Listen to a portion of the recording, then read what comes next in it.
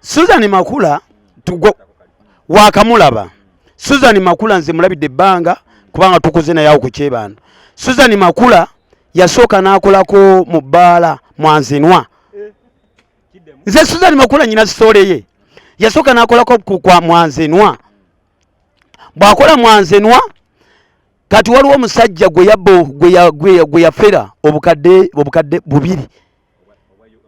Oba siringisi oba yamuwa buwi oba yakola ki ebyo abinako n'evidence kubanga nze yabinyumizaako nze nkuze naye oli ku kyebando obukadde bubiri yabba kiro teyaddayo n'agamba mama we mame nambuuza ki tewazzeeyo ku gundi wate wazzeeyo ku mulimu n'amugamba omulimu gwakoze eki. Amannya gange yenze Kakiika Fediki omubuulizi w'enjiri okuva mu Word of Salvation Ministry International. Tusangibwa wano ku Bati Valley Church yaffe Wiri esumbiwa Pastor Naluswa Bujingo omubwati.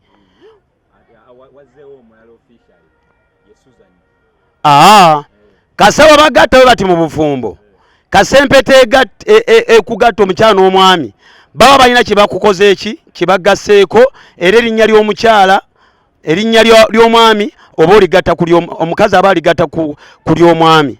Chovola bamuyita Pastor Teddy Naluswa Bujingo omubwati. Ya divorce yotekirizwa mu Bible. Bible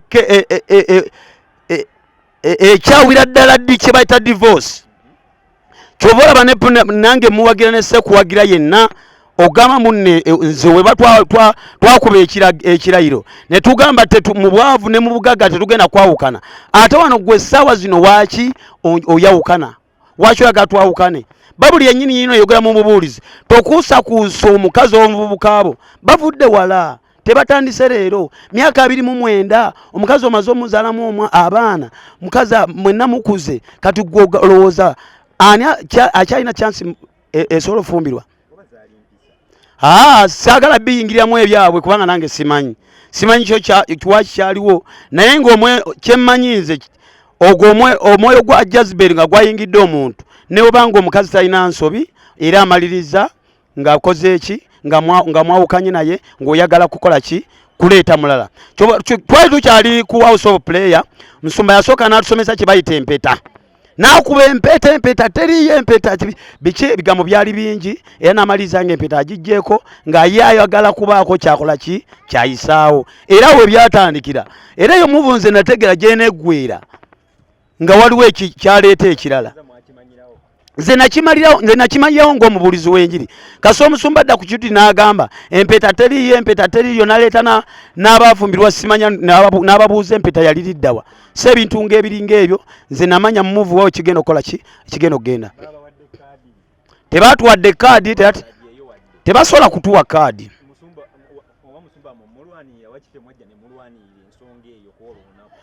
Gw'obirako ng'abiranga tebyabiranga nabbiranga ne mu kyakye tewali amanyi. Nze lwakuba nze nswali ku kyebando era twalaba tenti ne bagamba omusumba agenda kwanjula omukyala era naffe twalinga mu kadinisa wetuti nga tulaba bigenda mu maaso naye nga n'abantu abaliko baali balubatu security yali nnyingi ng'oyizo ga president w'eggwanga yagenda okukola ki namwe abamawulire bennyininyini babagaana. Kati omuntu eyatusomesa nga agamba bannanga omusumba tateekeddwa okuba na bakuumi bano abatambula n'emmundu basitaani kubanga yagambanga waati abatambula n'emmundu bantu basitaani era babyebbye abantu bonna kyovola abatambula n'emmundu abantu baleme bakola kibabba baleme bakuba. Kati ye mbuuza kati ssaawa zino kikyagamba bw'obanga oyogeranga ekigambo ositiikanga ku kigambo eki kigambo kimu. Ya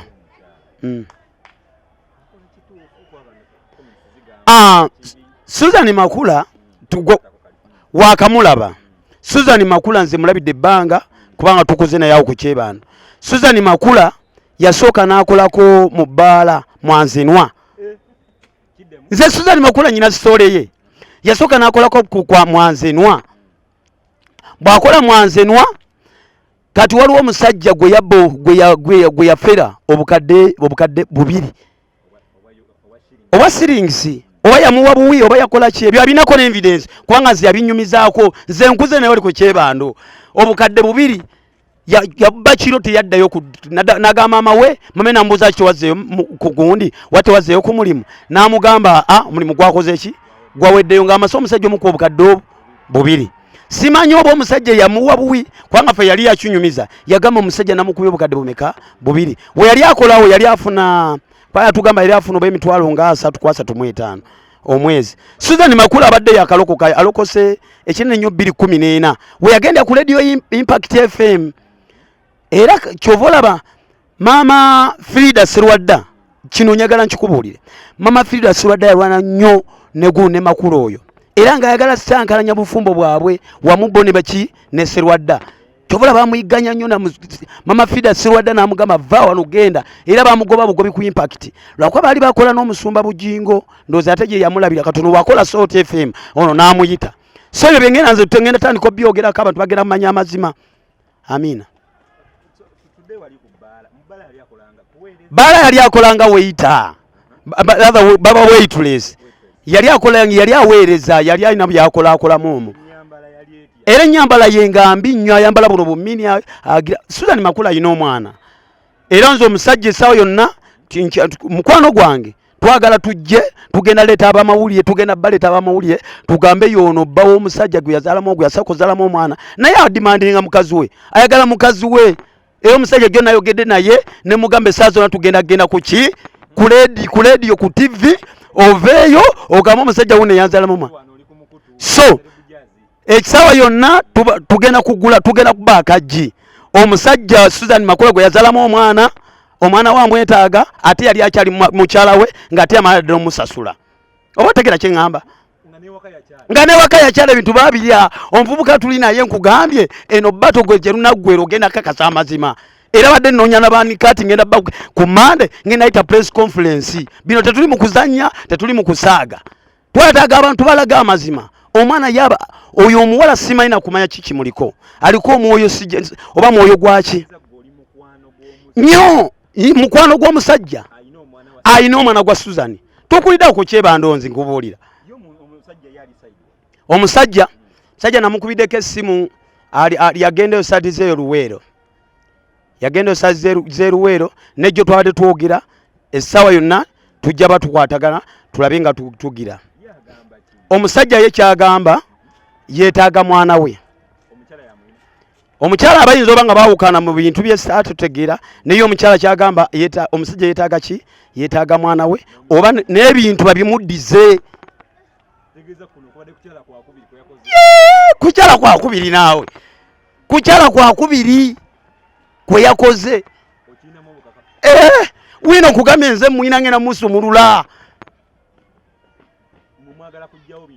twagala kujjawo bibi ekkanisa eyonooneka omusajja ekkanisa agigula na musaayi kati olaba nga ekkanisa essaawa zino eyiibwa kiba tekikola makulu nze nkwiddewo ku kyebando Susan Makula tukusuze naye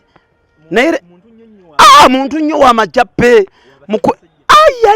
goga bujingo eka gwasookeddeko goyinza okubulya abasajja beyakagala ku kyebando naawe notya n'okutya basukka si babiri si basatu si bana si bataano si mukaaga si musanvu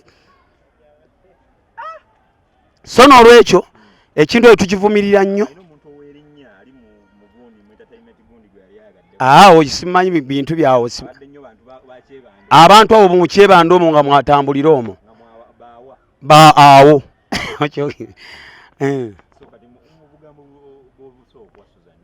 so obigambo byensobola okuwa omanyi amazima agabanga sepulingi n'ogatuulira gavaayo so ebintu ebijja tuuka biveeyo abantu bategeera amazima twe abantu bangi nnyo saagala kwogera ku muganda wange ono gundi ono omuyimbi ani Julisi babiri nze namugamba mukwano gwange she my friends namugamba Julisi omusajja gwogenda naye simu silokole newankwadde nga mwena muli babaka wa parliament naye gwogenda naye simu lokole kati gwe byamaliriza bigoddewa era n'ebyo bya Susan yogenda maliriza nga biweddewo essaa kigenda tuuka biggwewo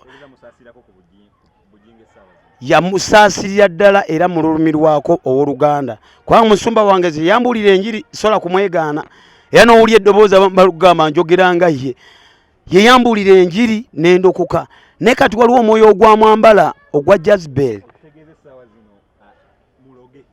essaawa zino muloge tali yekka nze nkubuulira amazima tali yekka ne waliwo ekimwambala wekinaba kimuvuddeko nga twongedde okusaba wekinaamuvaako mukama anaamusumulula. Amannya gange yenze Kaaki Kafediki omubuulizi w'enjiri. Oyagala omukolo gw'ogwenjawulo gubeere n'ebijjukizo mu nnyumba yo? Kankwanjulire ba King Montage Photo Studio. Ffe bakafulu mu kkuba ebifaananyi n'okukola video. Olina wedding, birthday party, kukyala, nika, baby shower, photoshoot oba music shoot na buli kimu kyonna ky'oyagala. Ffe tusobola okuwa ebijjukizo ebirungi eri ebirooto byo. Ate nno mwana wattu kusintiiza omuntu wa bulijjo. Tusange Bannankulabi ku Bitaala ku Prime Tower Level 3 Room D04. Okumanya ebisingawo tukubire ku nnamba zino: 07 2 1 4 oba 0755 3 731 oba 0777 23 405. King Montage Photo Studio. Ffe tusobola okuwa ebijjukizo ebirungi ate nno mwana wattu kusintiiza omuntu wa bulijjo.